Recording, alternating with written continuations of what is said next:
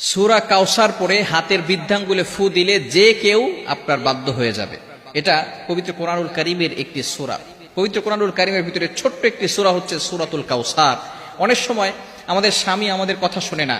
অনেক সময় কিছু মায়েরা, কিছু বোনেরা আমাদেরকে ফোন দিয়ে থাকেন, হুজুর আমার স্বামী পরকীয়ায় লিপ্ত হয়েছে, আমার স্বামী বিভিন্ন মেয়েদের সাথে কথা বলে থাকে। অনেক সময় প্রবাসী ভাইরা আছেন, তারা বলেন আমার স্ত্রী আমার কথা শোনে না, আমার স্ত্রী আমার টাকা নিয়ে ফুর্তি করে অন্যদের ছেলেদের সাথে কথা বলে, কিন্তু সে আমার কোনো কথা শোনে না। এই বিভিন্ন ভাবে যদি তারা অন্যভাবে চলে যায়, তাহলে স্ত্রীকে বাধ্য করার জন্য অথবা স্বামীকে বাধ্য করার জন্য এই চমৎকার একটি আমল যদি আপনি করতে পারেন, আমি আপনাদেরকে জানিয়ে দিব এই নিয়মটা কিভাবে করবেন।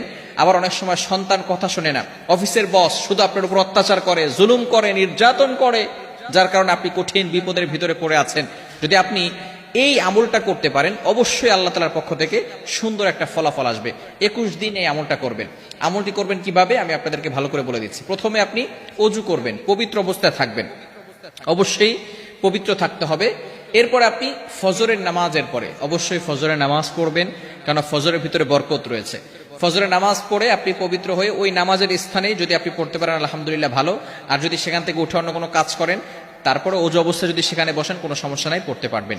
আপনি প্রথমে অজু করবেন, অজু অবস্থায় সেখানে বসবেন, বসার পরে একবার সূরা ফাতিহা পড়বেন, এরপরে 4 কুল পড়বেন, কুল ইয়া আইয়ুহাল কাফিরুন, কুল হুয়াল্লাহু আহাদ, কুল আউযু বিরাব্বিল ফালাক, কুল আউযু বিরাব্বিন নাস। এটা পড়ে আপনার বুকে ফু দিবেন এবং পুরো শরীরকে মাসাজ করে দিবেন, আপনার শরীর বন্ধ হয়ে যাবে। এরপরে আপনি 3 বার দুরূদ শরীফ পড়বেন। আমরা নামাজের ভিতরে যে দুরূদ শরীফ পড়ি, এই দুরূদ শরীফ 3 বার পড়তে হবে। এই দুরূদ শরীফ 3 বার বলার পরে এরপর আপনি আউযু বিল্লাহ বিসমিল্লাহ সহকারে সূরা কাউসার পড়বেন 21 বার। কতবার? সূরা কাউসার 21 বার পড়তে হবে আউযু বিল্লাহ বিসমিল্লাহ সহকারে। 21 বার পড়ার পরে আপনার এই বৃদ্ধাঙ্গুলটা এই যেখানে আমরা করগুনি 1 2 3 একের জায়গায় রেখে এরপর আপনি এটাকে মুষ্টিবদ্ধ করবেন। এরপরে আপনি সূরা কাউসার 21 বার পড়ার পরে সেখানে ফু দিবেন। ফু দেওয়ার পরে যাকে আপনি বাধ্য করতে চাচ্ছেন হালাল ভাবে, অবশ্যই হালাল ভাবে হতে হবে, হারাম ভাবে করলে কিন্তু হবে না, অবশ্যই হালাল হতে হবে।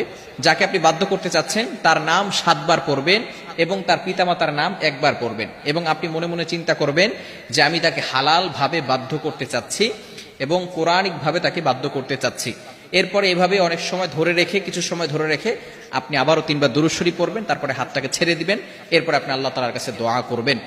এই আমল যদি আপনি করতে পারেন ইনশাআল্লাহ 21 দিন টানা আমল যদি করতে পারেন, অবশ্যই আল্লাহ তাআলার পক্ষ থেকে ভালো একটা ফলাফল আসবে। তবে এটা হালাল ভাবে করতে হবে, ইয়াকিনের সাথে করতে হবে। যদি কারো ইয়াকিন না থাকে, কোরআনের প্রতি যদি কারো বিশ্বাস না থাকে, তাহলে কিন্তু কঠিন মুসিবতের ভিতরে পড়ে যাবেন। ইয়াকিন থাকতে হবে কোরআনের প্রতি এবং আল্লাহর প্রতি, যে আল্লাহ তাআলা অবশ্যই আমাকে এই কোরআনের মাধ্যমে সাহায্য করবেন, এবং হালাল পন্থা থাকতে হবে।